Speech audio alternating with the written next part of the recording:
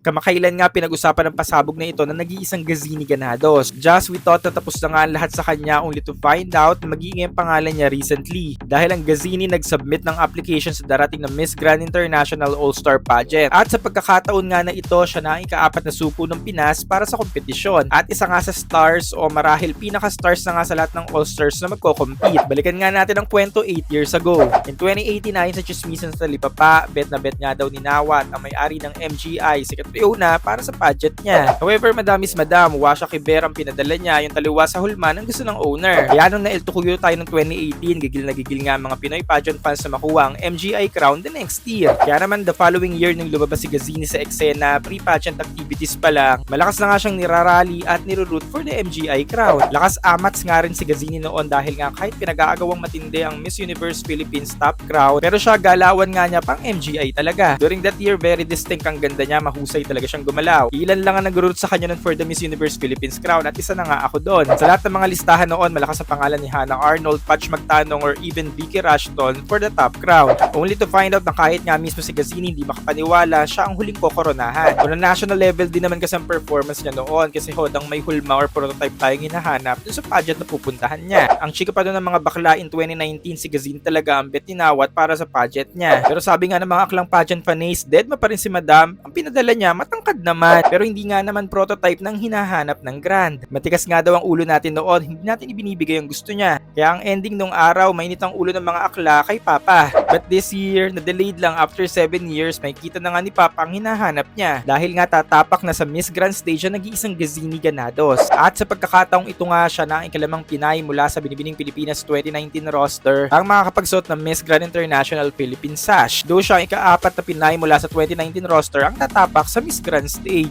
Siya ang kahuli-hulihang Miss Universe Philippines ng bansa under the wing of Binibining Pilipinas after 55 years matapos umiwalay ng franchise ng MUPH sa Binibini noong 2019. And in 2021, siya ang kaisa-isang Pinay Beauty Queen na nag-farewell walk 2 beses sa 2 magkaibang organisasyon. Yan nga ay noong nirelinquish niya ang kanyang korona sa Empire noong Miss Universe Philippines 2020 at Binibining Pilipinas naman noong 2021. And this year, Pilipinas nga ba mag-uwi ng inaugural title na Miss Grand All-Stars? Pilipinas nga ba ulit ang Miss Grand? At yan nga ba ay si Gazini? What are your thoughts? Comment below.